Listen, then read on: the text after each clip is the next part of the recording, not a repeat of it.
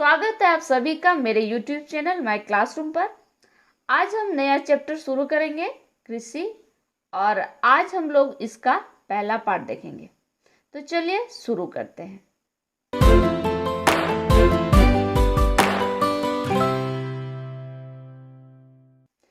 कृषि कृषि के दृष्टि से भारत एक महत्वपूर्ण देश है। हम लोग जानते हैं कि भारत एक कृषि प्रधान देश है। भारत के अधिकांश परिवार अपनी जीविका चलाने के लिए मुख्य रूप से कृषि पर निर्भर रहते हैं, या हम कह सकते हैं कि खाद्य आवश्यकताओं के लिए कृषि उत्पादन पर निर्भर रहते हैं। यहाँ की 2/3 जनसंख्या कृषि कार्यों में संलग्न है।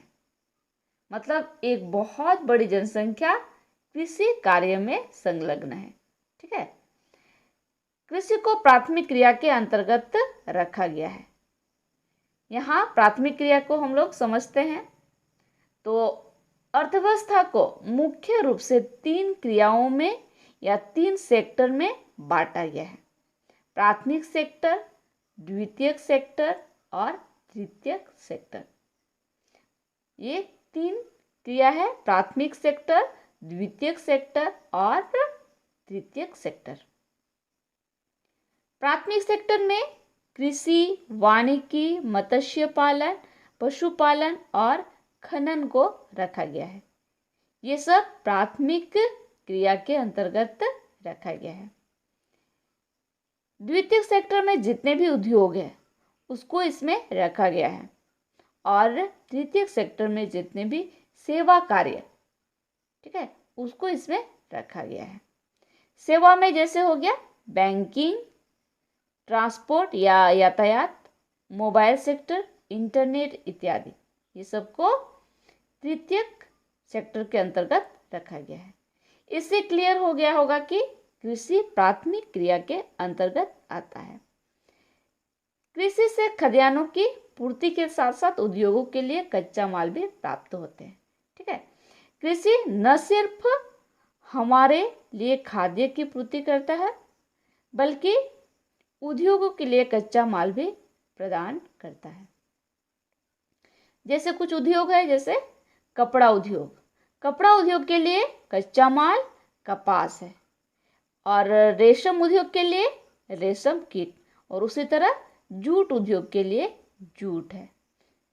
इसके अतिरिक्त कुछ उत्पाद है, जैसे चाय, कॉफी, मसाले इत्यादि का भी निर्यात किया जाता है। मतलब इसको विदेशों में सप्लाई किया जाता है। इससे हमें विदेशी मुद्रा की प्राप्ति होती है। ठीक है। ये सब को जब विदेश में बेचा जाता है तो इससे विदेशी मुद्रा की प्राप्ति होती है। चलिए आगे हम लोग देखेंगे कृषि के प्रकार। भारत में कृषि को भौतिक, पर्यावरण, प्रौद्योगिकी और सामाजिक सांस्कृतिक रीति रिवाजों ने प्रभावित किया है। अर्थात कृषि मुख्य रूप से यहाँ की जलवायु, प्रौद्योगिकी मतलब कृषि यंत्र, और यहाँ की सामाजिक और सांस्कृतिक रीति रिवाजों से प्रभावित हुई है। ठीक है। यहाँ पर जीवन निर्वाह कृषि से लेकर बड़े पैमाने पर वाणिज्यिक कृषि भी की जाती है। ठीक है। यहाँ पर जीवन निर्वाह कृषि से लेकर बड़े पैमाने पर वाणिज्यिक कृषि मतलब व्यापारिक कृषि भी की जाती है। वर्तमान समय में निम्नलिखित प्रकार की कृषि की जाती है। मतलब अभी के समय में भारत में निम्नलिखित प्रकार की कृषि की जाती है। तो उसमें है प्रारंभिक जीविका निर्वाह कृषि, दूसरा है गहन जीविका कृषि, और तीसरा है वाणिज्यिक कृषि। कौन कौन सी है? तो प्रारंभिक जीविका निर्वाह कृषि, दूसरा है गहन जीविका कृषि, और तीसरा है वाणिज्यिक कृषि। ये 3 प्रकार आपको याद रखना है। इसको एक एक करके हम लोग समझेंगे। आज हम केवल प्रारंभिक जीविका निर्वाह कृषि को देखेंगे, और बाकी 2 को अगले वीडियो में देखेंगे। तो पहला है प्रारंभिक जीविका निर्वाह कृषि। वैसे कृषि जो परिवार के सदस्यों द्वारा या परिवार के भरण पोषण के लिए प्राचीन कृषि पद्धति अपनाकर की जाती है, तो उसे प्रारंभिक जीविका निर्वाह कृषि कहा जाता है। ये कृषि की सबसे पुरानी पद्धति है, ठीक है, सबसे प्राचीन पद्धति है और भारत के कई क्षेत्रों में आज भी इस प्रकार की कृषि की जाती है। इस प्रकार की कृषि प्रायः मानसून, मृदा की प्राकृतिक उर्वरता और फसल उगाने के अन्य प्राकृतिक दशा पर निर्भर रहता है। मतलब इस प्रकार की कृषि पूर्ण रूप से प्राकृतिक दशा पर निर्भर है, जैसे बारिश, मिट्टी की उर्वरता शक्ति और जलवायु। इस प्रकार की कृषि पहाड़ी प्रदेशों में की जाती है। कैसे क्षेत्रों में? तो पहाड़ी क्षेत्रों में की जाती है। इसमें जमीन के छोटे से टुकड़े को साफ किया जाता है। मतलब पहाड़ के एक छोटे हिस्से में वहाँ के पेड़ों और झाड़ियों को साफ करके खेती योग्य जमीन तैयार किया जाता है। वहाँ 3 से 4 साल तक खेती की जाती है। 3 से 4 साल के बाद कृषि को स्थानांतरित किया जाता है, इसलिए इसको स्थानांतरित कृषि भी कहा जाता है। ठीक है, आपको याद रखना है कि इस प्रकार की खेती एक स्थान में कितने सालों तक की जाती है? तो 3 या 4 सालों तक की जाती है। फिर जब यहाँ की उर्वरता शक्ति कम हो जाती है, मतलब जहाँ कृषि किया जाता है वहाँ का जब उर्वरा शक्ति कम हो जाता है, तो फिर कृषि के लिए अलग स्थान का चयन किया जाता है। इस खेती को कर्तन दहन प्रणाली स्लैश एंड बर्न कृषि भी कहा जाता है। कर्तन दहन प्रणाली, और इसे इंग्लिश में स्लैश एंड बर्न कृषि कहा जाता है। आपको ये सभी टर्म याद रखना है, ठीक है, जितना भी टर्म आएगा आपको उसको याद रखना है। परीक्षा में ये अक्सर पूछा जाता है, इसलिए इस तरह के जितने भी टर्म्स मिलेंगे सभी को याद कर लेना है। आगे है स्थानांतरित कृषि को विभिन्न क्षेत्रों में अलग अलग नामों से जाना जाता है।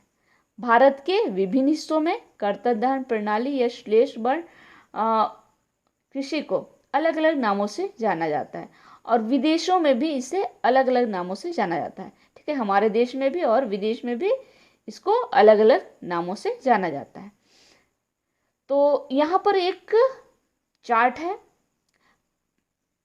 पहला कॉलम में स्थानांतरित कृषि का उपनाम है, ठीक, और दूसरा कॉलम में क्षेत्र दिया गया है। मतलब उस तरह का जो स्थानांतरित कृषि का जो उपनाम है, ठीक है, वो किस क्षेत्र में उस नामों से जाना जाता है। तो यहाँ पर हम लोग देख सकते हैं, पहले हम लोग भारत का देखेंगे, इसके बाद हम लोग विश्व का देखेंगे। तो भारत में जैसे हो गया झूम, ठीक है, स्थानांतरित कृषि का एक उपनाम है झूम, और झूम खेती किस क्षेत्र में कहा जाता है? तो असम में, मेघालय, मिजोरम, उत्तर प्रदेश और नागालैंड, इन क्षेत्रों में झूम खेती कहा जाता है। उसी तरह से यहाँ पर और एक है दीपा, ठीक, ये परीक्षा में झूम खेती और दीपा ये बहुत पूछे जाते हैं, तो इसको याद कर लेना है। से दीपा हो गया तो इसका क्षेत्र है छत्तीसगढ़ और अंडमान निकोबार द्वीप समूह, ठीक है। उसी तरह से हम लोग विदेशों में देखेंगे, तो विदेश में जैसे हो गया मिल्पा, मिल्पा मैक्सिको और मध्य अमेरिका में कहा जाता है, ठीक है, मिल्पा नाम है मैक्सिको और मध्य अमेरिका में। उसी तरह एक है रोका, वो ब्राजील में कहा जाता है। तो इस तरह से सबको याद कर लेना है, क्योंकि ये परीक्षा में पूछे जाते हैं। और इस तरह हम लोग कृषि के प्रकार में प्रारंभिक जीविका निर्वाह कृषि समाप्त कर लिए हैं। अगले वीडियो में गहन जीविका कृषि और वाणिज्यिक कृषि को देखेंगे। और अगर ये वीडियो आपको हेल्पफुल लगता है तो वीडियो को लाइक और शेयर जरूर कीजिए, ठीक है। और आप इस चैनल पर अगर नए हैं तो चैनल को सब्सक्राइब कीजिए। ठीक, अगले वीडियो में फिर मिलेंगे। तब तक के लिए अपना ख्याल रखिए। धन्यवाद।